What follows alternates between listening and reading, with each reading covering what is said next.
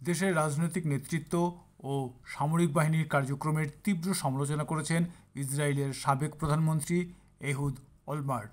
তিনি দাবি করেছেন, যুদ্ধাপরাধের অভিযোগ অস্বীকার করে তিনি আর ইসরায়েলের পক্ষে দাঁড়াতে পারছেন না। এই সরকারকে দ্রুত বিদায় করতে ইসরায়েলের জনগণকে জেগে ওঠার আহ্বান জানিয়ে ওলমার্ট বলেন, এই সরকার ইসরায়েল এবং তার জনগণের নৈতিক মূল্যবোধের মানদণ্ডকে ভয়াবহভাবে ক্ষতিগ্রস্ত করছে। ইসরায়েলের জনগণের উচিত এই সরকারকে বিদায় করা।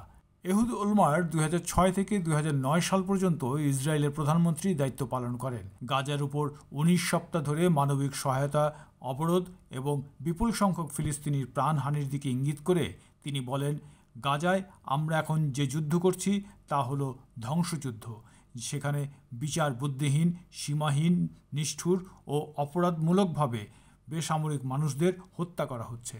সিএনএনের এক প্রতিবেদনে বলা হয়েছে, যুদ্ধ শুরুর পর থেকে আন্তর্জাতিক পরিসরে গাজার গণহত্যা ও জাতিগত নিধনের যে অভিযোগ উঠেছিল তার বিরোধিতা করে আসছিলেন ওলমার্ট।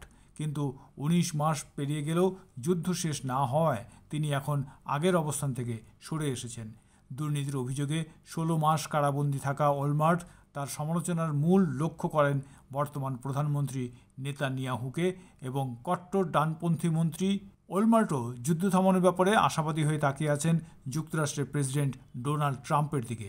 তার মতে, ট্রাম্পই একমাত্র ব্যক্তি যিনি নেতানিয়াহুকে যুদ্ধ বন্ধ করতে বাধ্য করতে পারেন। ফিলিস্তিনের স্বাস্থ্য মন্ত্রণালয়ের তথ্যমতে গাজায় যুদ্ধ শুরুর পর থেকে এখন পর্যন্ত 54,000-এরও বেশি ফিলিস্তিনি নিহত হয়েছেন। নিহতদের মধ্যে অন্তত 28,000 নারী ও শিশু রয়েছে।